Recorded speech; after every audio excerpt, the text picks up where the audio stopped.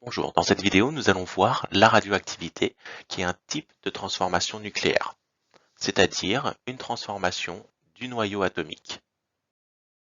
Il existe différents types de radioactivité, et alors, quand elle a été découverte, avant de savoir à quelles particules elles étaient associées, on les a simplement nommées en prenant l'alphabet grec, alpha, bêta, gamma.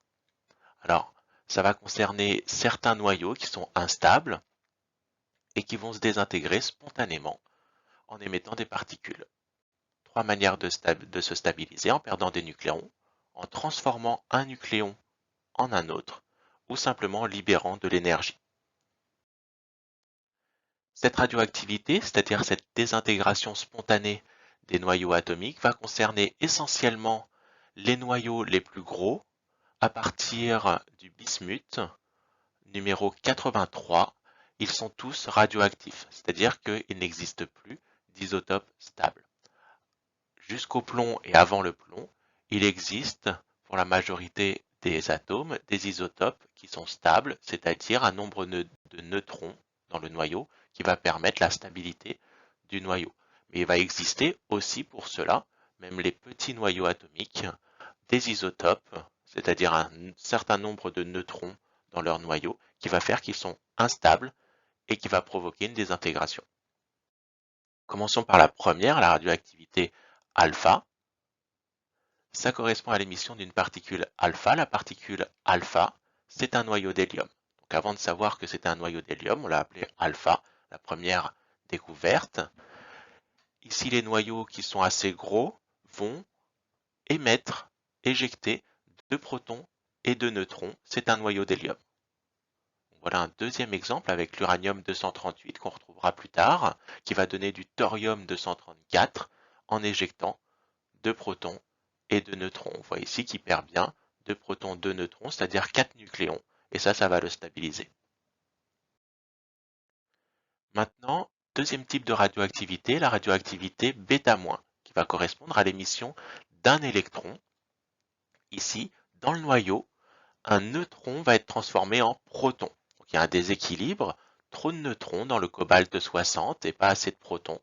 Un neutron se transforme en proton, on le voit ici, et comme une charge positive a été créée, une charge négative est créée en même temps, pour équilibrer les charges électriques, un électron est éjecté du noyau.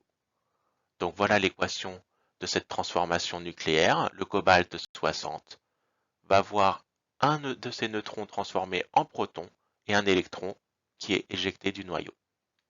Un deuxième exemple avec le thorium 234 qui avait été créé par la désintégration de l'uranium 238 qu'on vient de voir, qui, pareil, va transformer un de ces neutrons en proton. Ici, si on résume, à partir d'un noyau qu'on va appeler le noyau père, on va obtenir un noyau fils avec un proton supplémentaire et au passage un électron qui est éjecté, qui n'existait pas avant, il est créé au moment de cette désintégration bêta- et éjecté du noyau. Donc ce qu'on va observer de l'extérieur, c'est un électron qui sort du noyau. La radioactivité bêta+, c'est l'inverse. On va avoir un noyau atomique qui n'a pas assez de neutrons ou trop de protons, on peut le dire dans les deux sens, et un proton va être transformé en neutron. Voici l'équation de cette transformation nucléaire. Comme le noyau perd une charge positive, pour équilibrer les charges électriques, un positron, une charge positive est créée à ce moment-là. Le positron est un anti-électron, c'est l'antiparticule de l'électron. C'est comme un électron, mais positif. En résumé, à partir d'un noyau pair, on va avoir un noyau fils qui a un proton en moins, et de l'extérieur, on va avoir un positron qui est émis, qui va sortir du noyau. Voilà l'équation de la transformation nucléaire associée. Troisième type de radioactivité, la radioactivité gamma, qui va se passer après les désintégrations qu'on vient de voir, alpha et bêta. Souvent, le noyau a trop d'énergie encore, et cette énergie va sortir sous forme de rayonnement, de radiation électromagnétique. Donc on va noter une étoile quand le noyau a encore beaucoup d'énergie, et le rayonnement gamma, qui est un rayonnement électromagnétique. Voilà, donc cette désintégration gamma, qui est en fait juste l'expulsion d'un surplus d'énergie sous forme de rayonnement, va se faire par exemple après l'émission β-, après une désintégration β-. Ce rayonnement électromagnétique gamma est un rayonnement électromagnétique comme la lumière, mais avec une longueur d'onde beaucoup plus petite, c'est-à-dire qui transporte beaucoup plus d'énergie. C'est pour ça que ce rayonnement est beaucoup plus dangereux. Voilà pour les trois types de radioactivité. On voit ici tous les isotopes qui existent en noir, les isotopes stables. On voit le plomb 208 qui est le plus gros noyau stable. En orange, ceux qui ont trop de protons et pas assez de neutrons, donc ils vont transformer un proton en neutron, c'est la radioactivité β+. Et en bleu, ceux qui ont trop de neutrons et pas assez de protons, qui vont transformer un neutron en proton, c'est la radioactivité β-. On voit en jaune les radioactifs alpha qui ont trop de nucléons et qui vont perdre 4 nucléons, 2 protons et 2 neutrons.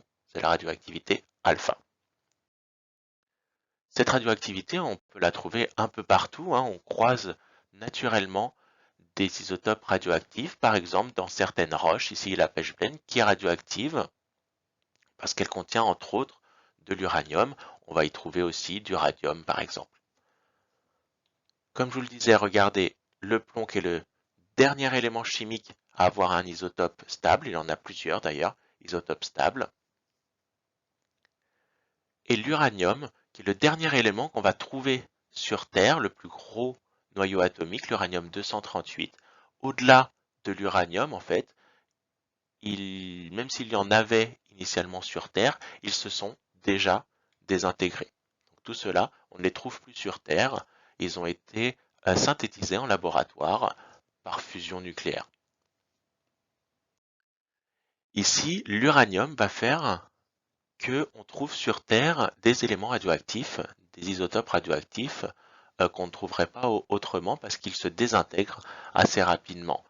Vous voyez que l'uranium a une période radioactive, c'est-à-dire en fait le temps qu'il faut pour que la moitié de ces noyaux soient désintégrés, de 4,5 giga-années, c'est-à-dire 4,5 milliards d'années.